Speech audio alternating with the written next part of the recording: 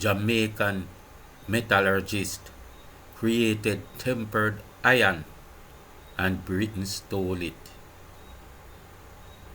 Hello, my friends. Skywalker here again.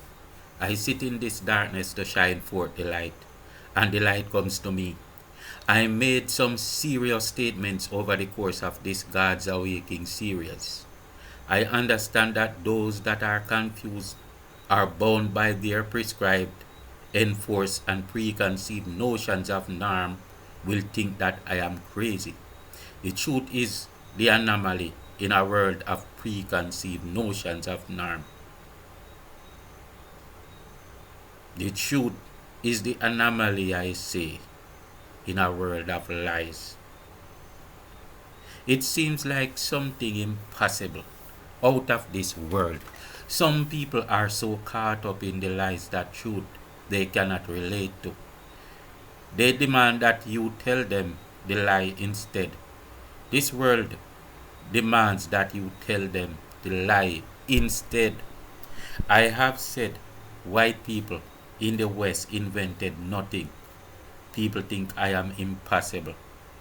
Pretty soon, you will always see the verifying truth before you, but most of you will still stick to the lies. For the illusion has shifted your comfort zone. We are caught up in those preconceived notions of norm. We believe the truth is impossible. We have a false notion of history or of how things were. Great ironworks thrived in Africa before and during the initial stages of slavery.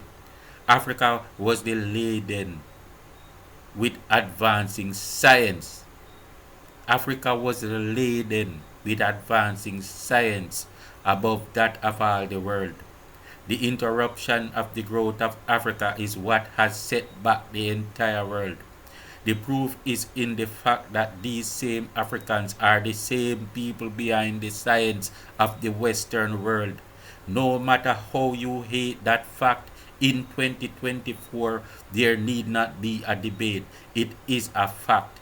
In Africa, were all the great sages, and the white world was envious. They in Africa were creating a peaceful world, much in the way of a golden age. But the white man needed technology to war in order to steal. Every war you see them wage, including that in Haiti, is to steal. Before slavery, there were Jamaicans in Jamaica, but their brothers in Africa had the sciences that the white man was looking for. For example, when they saw electricity in Mali and Timbuktu, they wanted it for themselves. They saw the bridges, the architectural structures, flush toilets, and all of that. They saw what people could do to plants and actually change their nature. So they wanted the wisdom of the botanist. They needed writers, readers, and people that knew how to calculate. They needed the people that knew how to navigate the high seas in the vessels of the black man, or the Kunlumbo. Kunlumbo. Right? I did not say Colon or Columbus. I said Columbo. I said Columbo, not Cologne or Columbus, meaning vessel of the black man.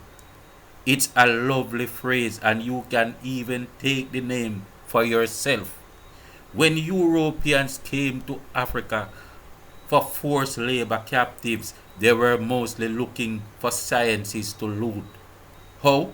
They took the metallurgists because they knew not much about metal or ironworks. My friend, the black man was the blacksmith that understood how to shoe a horse. When the European wanted to shoe a horse, they would know that it would be done by a black man.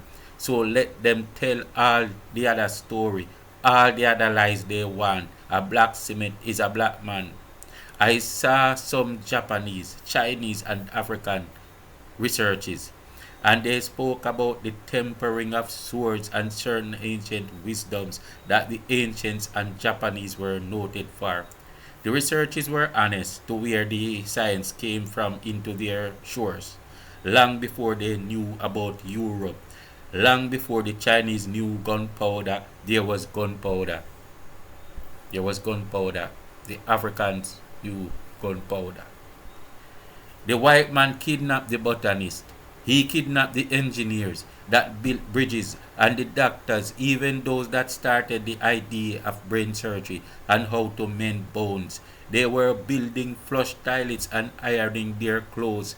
History needs to tell you about all the many things that Jamaican migrants went to teach them in England in the horrible days of great exploitation, the Windrush generations, although these exploitations continues today. There is no way that reparation money will ever be enough to pay the Jamaicans for what I will reveal to you. And it's not just the Jamaicans, it's the rest of the black race. If the Jamaicans alone did so much, imagine what they all did. If you like these messages, please show me by giving the thumbs up. Drop a comment for the algorithm and subscribe to keep abreast with the channel or just to help us grow. The white man kidnapped masters of steam engines, the engineers, for Kunlumbo was upon the waters long before Columbus. Kunlumbo was upon the waters long before Columbus. Who came in vessels? Who came in vessels navigated by black men? Yes, Columbus came in Columbus. Columbus came in Kunlumbo. Columbus came in vessels navigated by black men that used the technology of black folks, from paddled vessels to steam engines. From paddled vessels to steam engines. Columbo was on the water for ages. I didn't say Columbus. And these black folks had the compasses and knowledge of the seas. In fact, some of the places that Columbus wanted to go, and I didn't say Colombo, I said Columbus. Some of the places that Columbus wanted to go by using Colombo, he only knew existed because of black folks who used Colombo to tell him that these places existed. So some of the places he wanted to go to, he only knew existed because of black folks that traveled to them. Black folks, Colombo. I am going to give an example of how this works today and how the white world managed to fool the black man himself about his own history, much less to fool the rest of the world and his children, just for a false sense of pride. But they are finding out today. Yes, his children are finding out. I said Colombo was upon the seas long before Cologne or Columbus. I know you figured the joke out, but don't laugh, for it's not funny. Colombo simply means the vessel of the black man. This is what worlds in the east of Japan, China, India, and places where they go to spread wisdom by traveling in vessels on high seas know them as. You hear me? This is what the worlds in the east of Japan, China, India, and the places where they went to spread wisdom by traveling in vessels on high seas knew them as. So when you see this man from Spain coming in Pinta, Nina, or Santa Maria, you would at that time see that this Spanish man was coming in not Cologne, not Colombo, but Colombo. Don't laugh. The word means vessel of the black man. A man who rides a horse sometimes will refer to himself as a horseman. No, as I often said, the enslavers did not only have kidnapped people working to plant in the field. They also had them working in every field of endeavor, including modifying many plants, the result of what white men claim as their own handiworks today. They had them also doing inventions, planning and making bridges, pointing out architectural wisdoms to build Western empires as these envious white folks milked them of their advanced intelligence. Within the next year, it will become so clear to all and sundry, and many of you will behave as if I wasn't trying to tell you for decades. But no one hardly ever wanted to listen. Those of us that have the many things to say can only say a small percentage because you want only the lie you feel comfortable in. I will tell you this anyway. For this part of this video, I will leave the link for one of many articles. Well, I might not leave the link because it's easy to find. There is so much resources. You can just put in a certain search word and it will all pop up. Because there's so much resources. Even the BBC has resources about this. Around the 1700s in Jamaica, a white enslaver named John Reeder started a business in ironworks, utilizing around 76 enslaved workers that were knowledgeable in working with iron. Most of these were taken to the Caribbean from Africa, so most of them were not indigenous Jamaicans, because I have shown you the difference before. They were the indigenous Jamaicans that were here, the same Africans, but they came before, so they were the maroon people, the Jamaicans. But the ones that came directly from Africa, they called them Africans, although they were the same people. So most of these 76 people were the people that would have been taken from Africa because they went and hunted them for their knowledge and brought them. So they didn't just run down people willy-nilly and bring them as slaves. They deliberately wanted the intelligent ones, the ones that knew about something, whether it's botany, metal work, building bridges or something, because they wanted to carry them here and milk them. Reeder said that he himself knew nothing about ironworks. He was simply using or monetizing the abilities of men he had in bondage. Where then do you believe their knowledge in ironworks come from? Must be Africa, right? Reeder said that, and I quote from an article in The Guardian, the 76 black metallurgists who ran the foundry were perfect in every branch of the iron manufactory, and through their skill could turn scrap and poor quality metal into valuable wrought iron. Another article described their method as akin to alchemy. The article went on to name some of these 76 workers who were enslaved and their energy stolen by white folks as Devonshire, Mingo, Mingo's son, Friday, Captain Jack, Matt, George, Jimmy, Jackson, Will, Bob, Guy, Kofi, and Kwashi. Now, imagine that's only a few out of 76.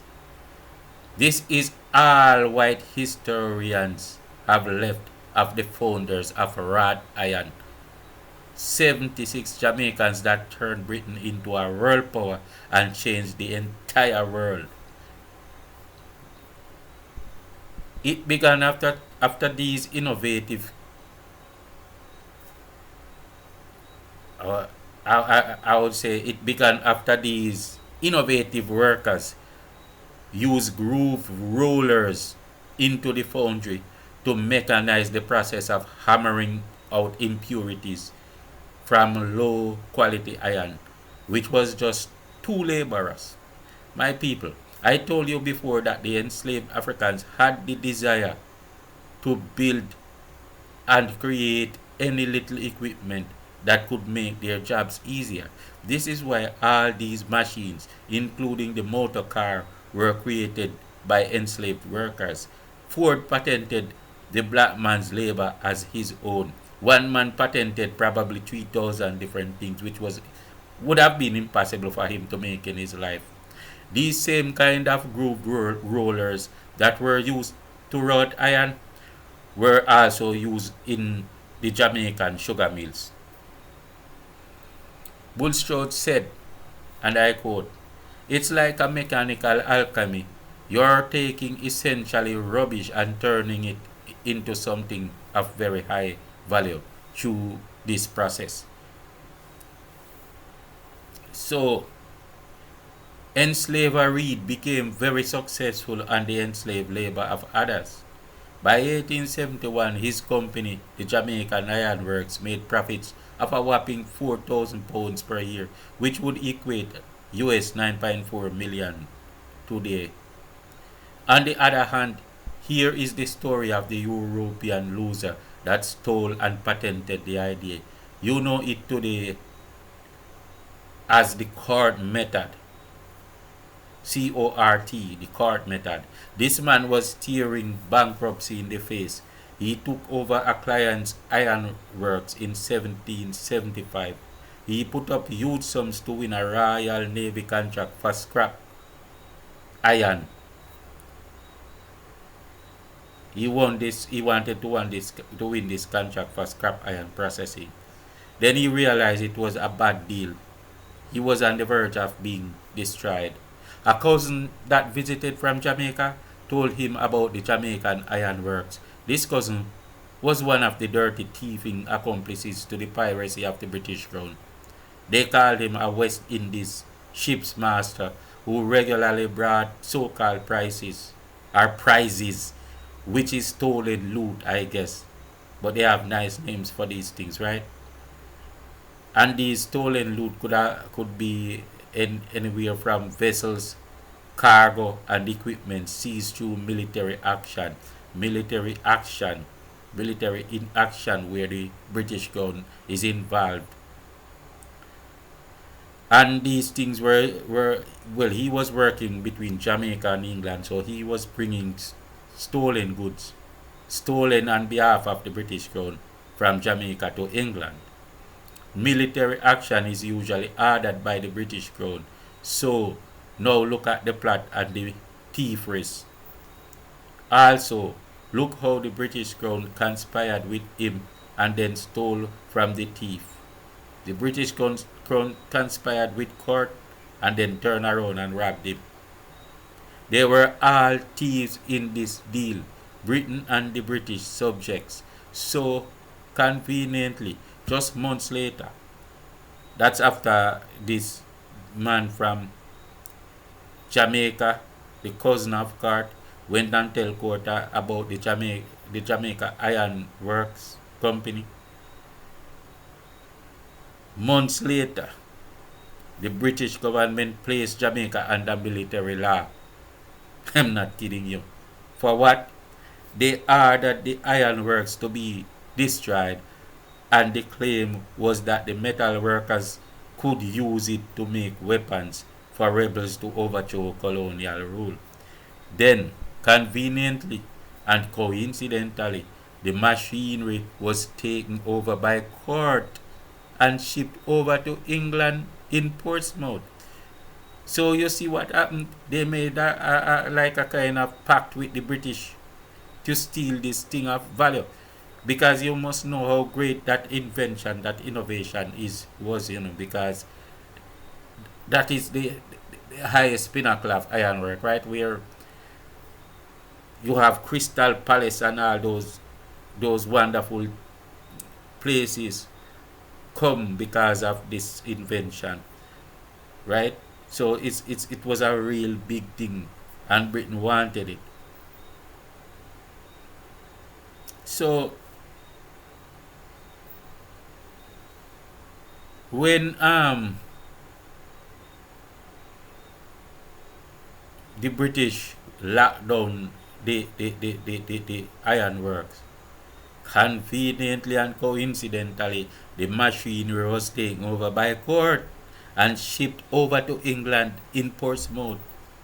This loser then patented the innovation. 5 years later, Britain conveniently discovered that Court was a thief like them, so they confiscated his patents. Now they could make it public, which they did.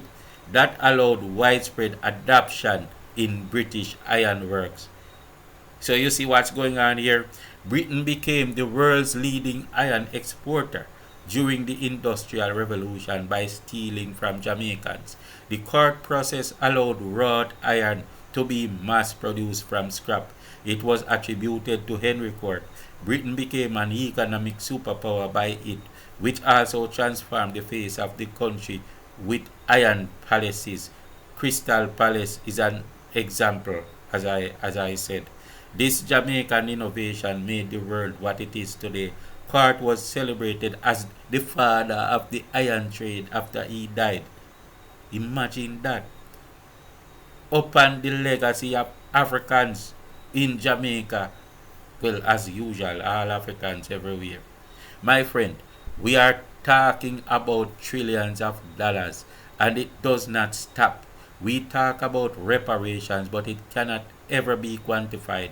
There is no way that these people can pay the black man for the next eternity and seven others. I speak about one single thing that the Jamaicans invented, but there are more, and I want you to remember the thousands of black inventors they had laboring in other parts of the world, to include the United States. If you want to follow up and read these resources for yourself, you can simply type a general search to Google, like how Jamaicans created tempered iron, and you will see too many to pick from. Some from renowned medias like the BBC. Peace out, my people.